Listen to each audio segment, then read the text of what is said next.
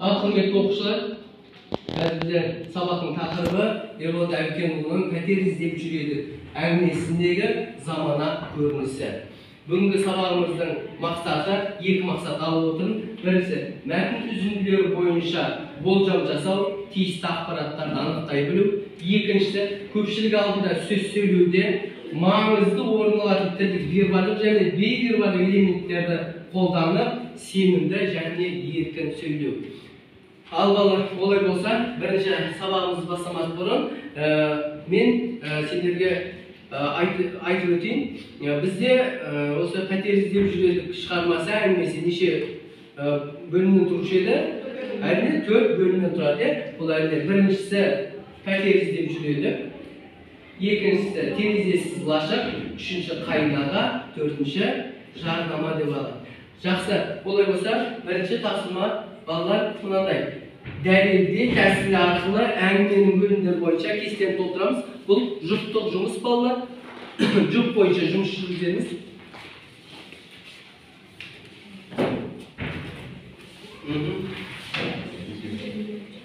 Жылдамдатамыз.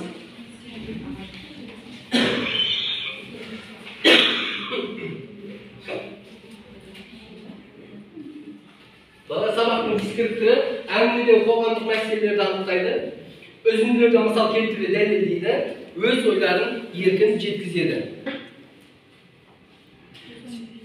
Бұл шығарманы біз оқығанбыз, барлықтарымыз.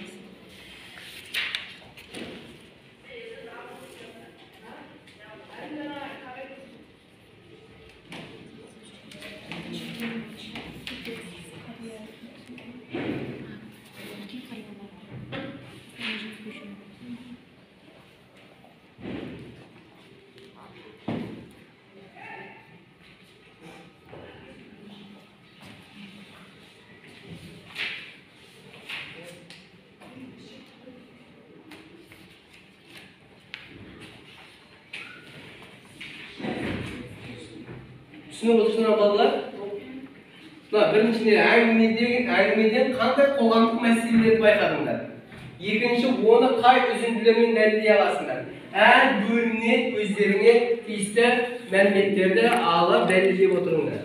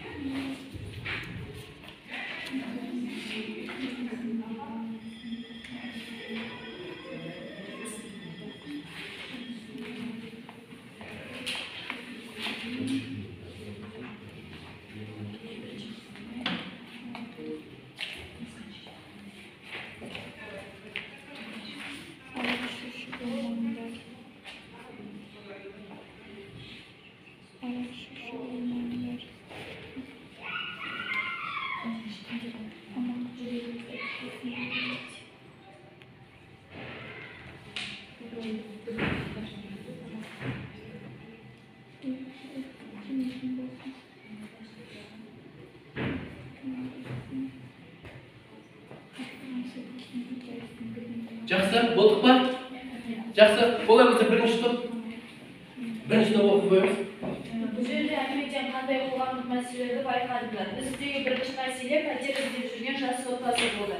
Оны қай үлгілермен дәлелдей аласыздар. Пәтер іздеп жүреді. Жұмысқаның илеуінше қайнаған жетім бұрыштан бізге лайық пәтер табылмады ма деген сөзден байқауға болады. Екінші мәселе, жастар ғана емес, қарт кісілердің де баспанасы болуы. Кітаптағы үзіндісі. Бала менсінбей тұрсың-ау, ер жігіт бір терінің ішінде неше арық неше семіреді.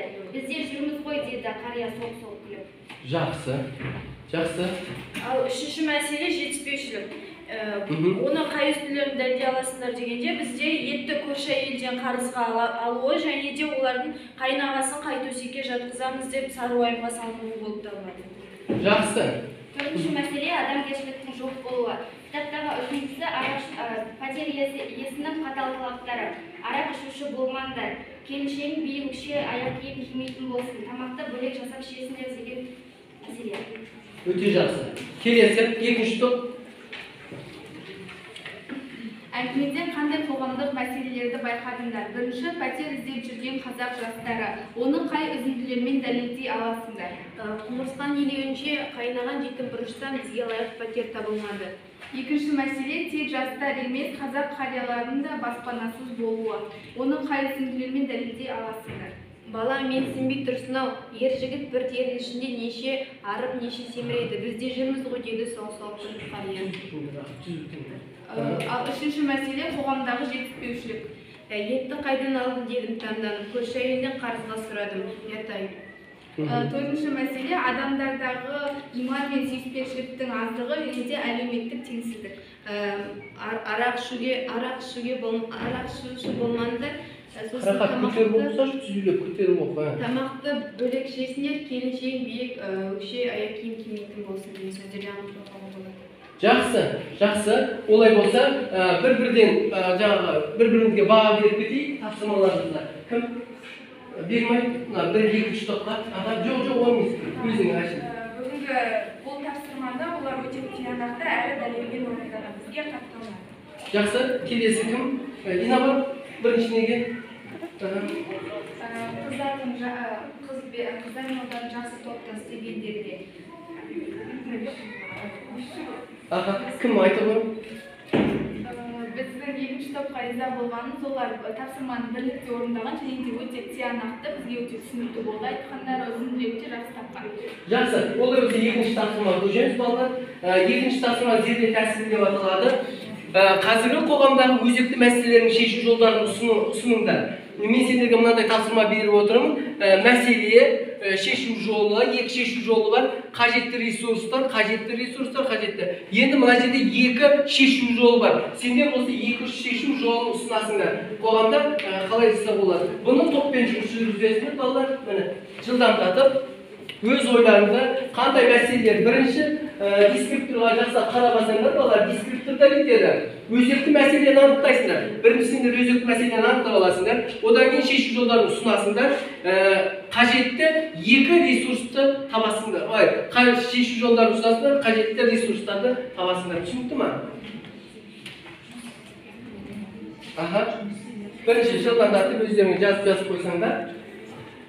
Соған толтыра беріңдер.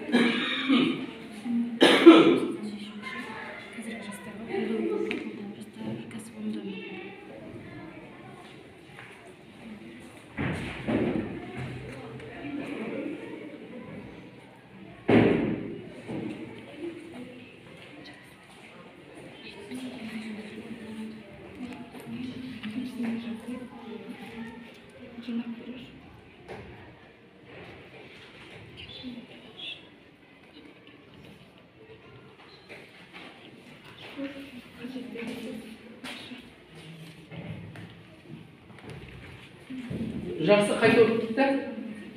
Бірінші топ. Жақсы. Олай болса мен мынаны ашып қойайын, біріншінің дискрипторды берді ғой, зерде. Ал, сонымен... Қазіргі кезде бізде өзекті мәселе ол жұмыссыздық. Жұмыссыздықты шешу жолы ол жастардың кәсіпорындарына қолдау көрсету. Ал керек ресурстар бұл ақша бөлу және кәсіпорындарға қолдау көрсету. Екіншісі шешімі жалқаулықты жеңу. Оған ақылмен шешіп, жігерлене түсу керек. Жақсы. Дұрыс. Келесі, екінші топ өздерінің ойларында, пікірлерінде. Мәселесі пәтер алу, олардың шешу жолы еңбек ету, яғни олар ресурстары, сенімділік, жігер, қайрат, жұмыс істеу. Екіншісі жинақ қорын ашу, яғни ақша. Жақсы. Мұны осылай деп ойлайсыңдар ғой? Тамаша. Олай болса, балалар, мен осы сабақты, осы зерде несін, ойын мынандай кер байланыс берсеңдер, бірден екі жұлдыз, бір ұсыныспен. Кәне, осы жаңа бір жасаған өздерінің жұмыстарына байланысты. Бірінші жұлдызды бүгінгі сабақта өте белсенді әрі жақсы қатысқандарың үшін беремін. Ал екінші ұсынысым жұлдызды алдағы уақытта бұдан да жақсы әрі белсенді қатысуларыңды ұсынамын. Екінші жұлдызды бер. Не ұсынысыңшы?